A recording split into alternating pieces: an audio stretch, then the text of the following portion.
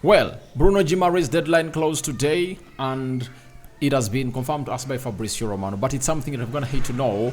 But however much we're going to hate to be knowing it for some time, it doesn't really stop us from obviously having a very big say about this reason. Joselu, is he staying to Madrid or is he leaving? I'm going to be really giving you the best of that story. And Emerson Royal, another player from London, speaking out on his future. Welcome to the Rokani Media Football. How are you guys, and where are you watching us from? I go by the names of Rokani David. Smash the like button, comment and share. If at all you're watching us for the very first time, endeavor to subscribe to this channel so as not to miss out on stories that we do upload in here on a daily. Rokani David is my name, and hope you guys are really having fun, and let's obviously take it to the level where we think it should be. Now, we thank God for the gift of life, the Muslims, Barakallahu Hikum, and may living to God bless you abundantly. Now, let's start it off with Fabrizio Romano. Now, Fabrizio Romano has come out and told us that Bruno Guimarães' release clause with £100 million into his contract at Newcastle will expire tonight at 23:59 p.m. UK time. That is Bruno Guimarães for you. So, Bruno Guimarães is really one of those people that I've gonna hit obviously show huge interest into the side of leaving Newcastle. Though he's still happy to start Newcastle, but he was like, if a big team comes in through, I'll be happy to obviously go and join them, meaning that he's okay with any of the options. Now, what does it mean for his release clause to be expiring tonight? It is really both good and bad news for the side of Arsenal, Man City and Newcastle. Now, let me start with the side of Arsenal. How is it good news? It's good news because Newcastle can now come in through and obviously negotiate a deal with any club that wants Bruno Guimarães, because when the release clause is going to expire, then they can negotiate it down to see that they really take him on a chip. And how is it bad for the club of Arsenal? It's because Newcastle can even call in for a lot of money, because for the release clause, what you have to do is to pay it and really get in the player. And right now, because he has no release clause, Newcastle can obviously say, we want £120 million for the player, and will depend on how much they want obviously get in the money, right? So that is how it affects Arsenal and Newcastle. It's a double-edged sword. Even on Newcastle, according to the financial problems they're really having to meet what we call the Premier League profit sustainability rules, and they might really find it as a huge blow, because they might have thought that a team like Arsenal or Man City would have gone ahead obviously coming through and really buying this player. Now, we wait and see how that is going to pan out for Bruno Guimarães, but his release clause is expiring today. And the big question is there any team that can trigger it tonight? That is the big question. But if it was going to happen now today, would have gone ahead to be known already. But in the transfer window, never say never. Never say never. A team can come out and really hijack a deal immediately. They can come and hijack a deal. After hijacking it, they'll really take it to the next level. You understand? That can easily happen, and it can easily go that side. So all that way. So that is for Bruno Guimarães, and we don't know whether Arsenal will obviously go in and really trigger in the release clause of this young man before the end of today. And one will ask, how does that happen?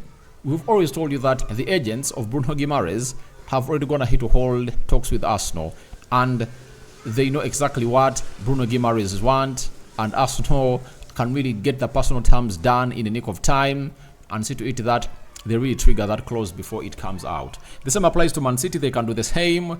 And if there is a team that is planning to do this, it would have gone ahead to plan very well and study the situation very well. The reading of the room would have gone ahead to be at a very huge level, because if a team comes in through and shows interest that they want to trigger the release of Bruno Guimarães, I think that team will obviously be in no rest with any club, because other clubs have gone ahead obviously push out, because they believe no team is going to come out obviously pay £100 million today for Bruno Guimarães. And after today, teams will obviously start to negotiate with Newcastle onto a reduced fee for Bruno Guimarães. And if else, they can even try to do what we call a player plus cash money. Sorry, plus cash deal. That is it coming in from Bruno Guimarães. So, which team do you think can really trigger this release clause of Bruno Guimarães? into the comment section and obviously tell me what your thoughts are about that. So after that Bruno Guimarães story, we all have to go to Real Madrid, because the player that went ahead obviously scored them 2 goals that took them to the final and went ahead to win the Champions League has a very huge update. And Joselu leaves Real Madrid and is set to join Qatari side Al Gharafa. Decision made, deal at final stages. Deal at final stages with Al Gharafa, as details will be clarified soon with the striker. Ancelotti wanted to keep Joselu, but he said for new chapter in Qatar. Here we go soon. So Joselu is going to be leaving Real Madrid, and I think for Joselu, this is what he had to do. A man who is in 30 plus years, if you come out and obviously score those goals and your name is in the limelight and a team from Qatar comes in through, you know what it means. Qatar represents money. Not so? Qatar represents money. You understand? Qatar represents money, meaning they're going to obviously put an offer that is really undeniable, and he has gone ahead obviously accept it with his family, and this is the only way for him to exonerate himself. Because when you look at Joselu, right, when you look at Joselu, when you look at his net worth in 2024, Joselu is worth 48, so he's worth 13 million pounds, and if at all he can obviously get a deal that is 4 times his wealth, why does he have to keep at Real Madrid? Because Real Madrid is not going to offer you that money, but Qatar can obviously offer you that amount of money, and you never know, after Qatar you might really play well and a team in Saudi Arabia will be interested in you, and some other huge fees will obviously come up and really be put up to your table, and all will be okay. So I think he's really having a very fantastic stay wherever he is. That is Joselu, and he's set to say goodbye to his fellow teammates, those that he's really in good terms with, and then later he'll travel to the side called Qatar, to the club that wants to sign him, and see to it that all goes on well. So for me, I'm happy for him. Let him make it money. At his age, I don't think that he has more to add at what we call the elite level. What he did was really historical and legendary for Real Madrid when Bayern Munich was leading them by 1-0 after I think the 84th minute, where things really went ahead to go from bad to worse in there for you. Emerson Royal is one of those players that I'm gonna obviously come in and tell you that he's really gonna come in through. He's really gonna come in through and do the needful and leave the side of leave the side of Tottenham Hotspur. And the team that has always gone ahead to show interest in him has been AC Milan, and the player has come out himself and said the following: I know that Milan is in talks with Tottenham. They are asking for information about me. For me, it's very gratifying because Milan is a team known for having Brazilian players.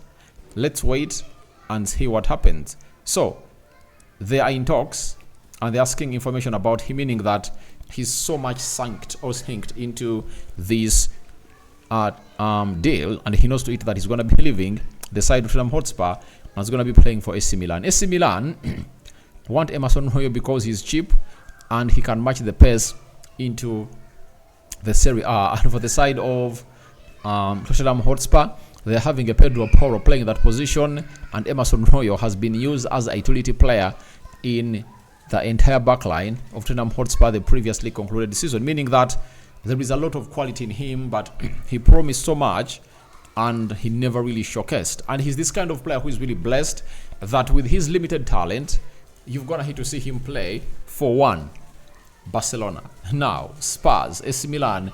He's roving around big teams like Morata, and we wait to see how that really happens. But it's going to have to confirm to us that talks are really happening, and maybe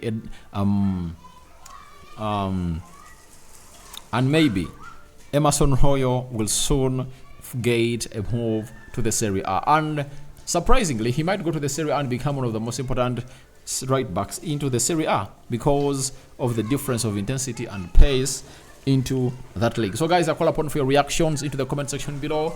Tell me, which team do you think is really gonna trigger the release clause of Bruno Guimarães? Will it be Man City or Arsenal, or they're not gonna trigger it? Joselu to Qatar. Is it a deal worth it or not? And Emerson Royal is another one who's going to come in through and do the needful. Rokani David is my name. I sign out for now. See you later, and may the living to God bless you abundantly. I'm out. Hello.